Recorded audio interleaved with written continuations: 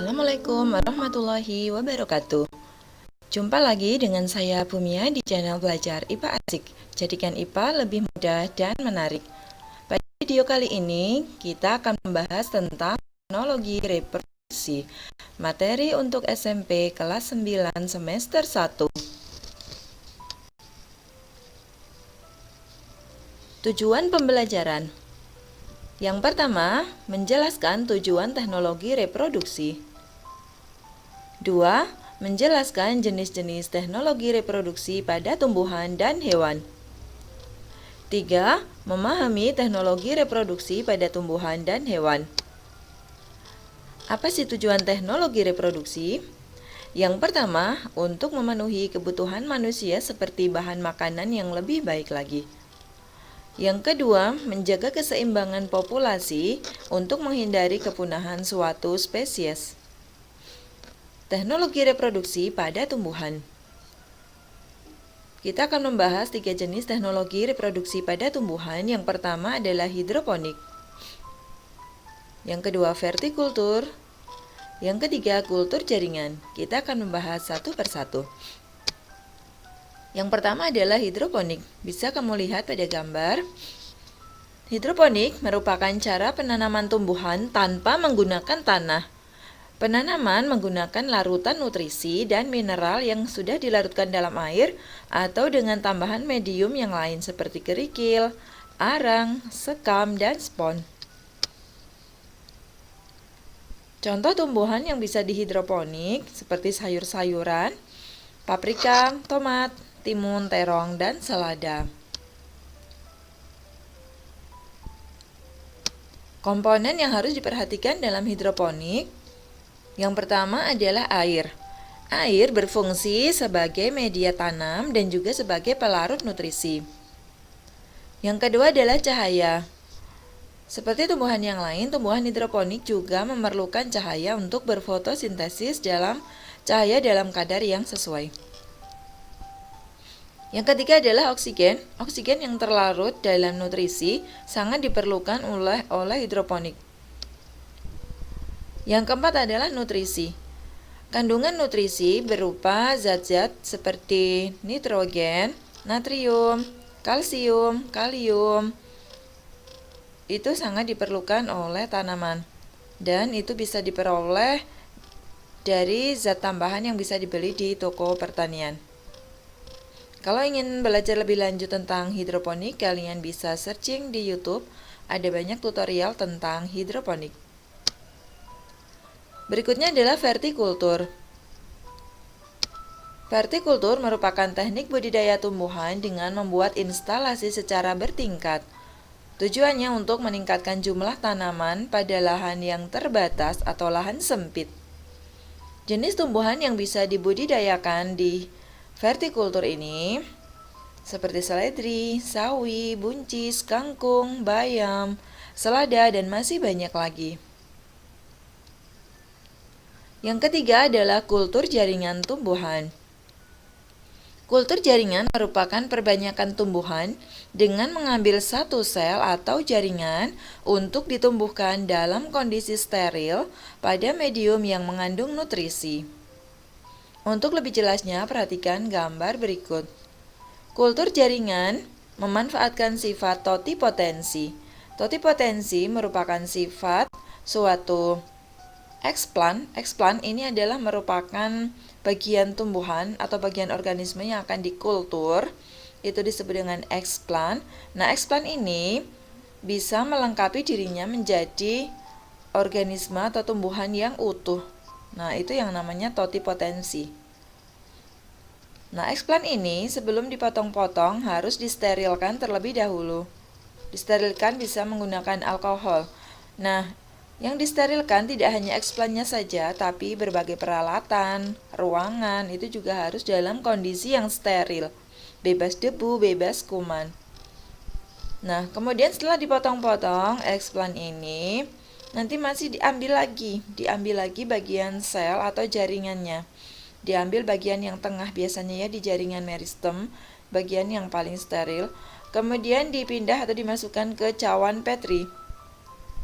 Nah, Di cawan Petri ini dimasukkan atau ditambahkan zat-zat nutrisinya. Kemudian dia nanti akan berubah menjadi kalus. Kalus ini adalah sel-sel yang sudah membelah namun belum terdiferensiasi atau belum bisa dibedakan. Kemudian dia akan dipindahkan ke medium pertumbuhan sampai nanti menjadi plantet atau tumbuhan yang sangat kecil. Nah, di plantet ini akan diadakan yang namanya aklimatisasi, yaitu kondisi di mana dia akan menyesuaikan diri dengan kondisi lingkungan normal. Jadi 50% kondisinya seperti laboratorium dan 50% seperti kondisi lingkungan normal. Jadi kultur jaringan ini lumayan rumit dan dilakukan biasanya di laboratorium.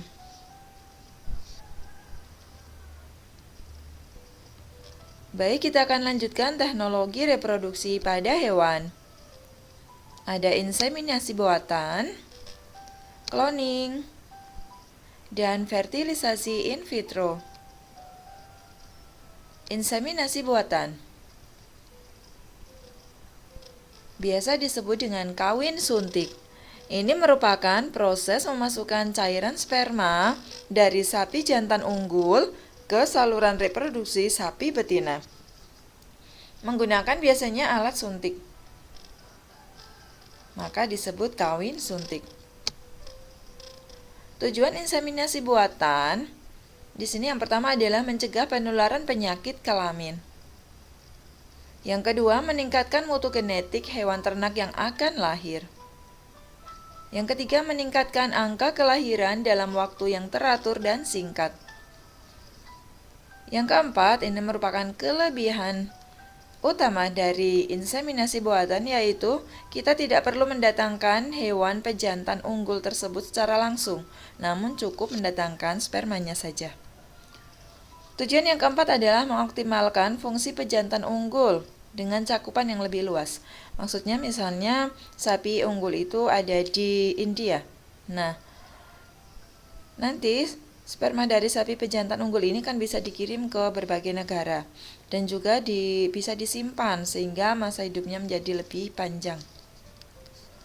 Tujuan yang lain adalah menghemat biaya karena peternak tidak perlu memelihara hewan jantan unggul. Yang terakhir adalah untuk mencegah insiden pada saat perkawinan berlangsung apabila badan jantan jauh lebih besar daripada badan betina. Teknologi reproduksi yang kedua yaitu cloning. Cloning merupakan proses untuk mengganti sel telur dengan sel somatis dan diberi kejutan listrik hingga sel tersebut berkembang biak. Setelah berhasil berubah menjadi embrio, baru embrio tersebut ditanamkan pada rahim hewan betina. Anak yang dihasilkan nanti akan sangat mirip dengan induk yang diambil inti somatis atau sel tubuhnya. Perhatikan gambar di samping untuk lebih jelasnya. Ini adalah hewan yang ingin dikloning. Diambil salah satu kelenjar mamae dari domba ini. Kemudian ini disebut dengan nukleus donor. Jadi bukan dari sel telur ya. Kemudian akan mengambil sel telur dari ovarium domba betina yang lain. Nah, ini sel telur. Nah, antara donor nukleus tadi dengan sel telur akan disatukan menggunakan sengatan listrik. Nah, setelah bersatu, nanti dia akan mulai membelah dan menjadi embrio. Embrio-embrio ini nanti akan dimasukkan ke uterus domba betina. Nah, nanti domba yang lahir ini akan sama persis dengan domba yang ini. Nah, ini disebut dengan domba cloning. Tujuan cloning yaitu untuk melestarikan hewan yang langka agar terus lestari. Kemudian untuk mendapatkan jenis spesies baru yang bebas dari penyakit keturunan. Yang ketiga, untuk mempertahankan mutu indukan yang unggul, karena nanti hasil keturunannya akan sama persis dengan induknya. Ini beberapa contoh hewan hasil cloning. Yang pertama domba Dolly, ini kucing garlic, kuda Promethea, dan anjing Snoopy. Ini masih banyak hewan-hewan lain yang sudah berhasil dikloning oleh para ahli. Yang terakhir adalah fertilisasi in vitro. Ini biasa dikenal dengan bayi tabung. Merupakan proses mempertemukan sperma dengan sel telur di luar tubuh induknya. Hal ini dilakukan karena sperma tidak bisa bertemu dengan sel telur. Bisa jadi ada yang mengalami gangguan, salah satunya entah betina maupun jantan. Bisa jadi juga karena gangguan tersebut itu pematangan sel telur dan spermanya tidak bersamaan. Nah, sehingga pembuahan harus dilakukan di luar tubuh induk. Nanti setelah terjadi pembuahan, embrio akan dimasukkan kembali ke rahim hewan betina. Nah, fertilisasi in vitro ini bisa juga dilakukan pada manusia. Sudah banyak orang yang berhasil memiliki keturunan dengan bayi tabung ini. Baik, ini daftar pustaka yang saya gunakan untuk membuat video ini. Terima kasih banyak. Terima kasih atas perhatiannya dan atensinya. Mohon maaf atas segala kesalahan. Semoga video ini bermanfaat. Silahkan bisa di-share apabila bermanfaat dan jangan lupa like dan subscribe. Terima kasih, sampai jumpa di video selanjutnya. Wassalamualaikum warahmatullahi wabarakatuh.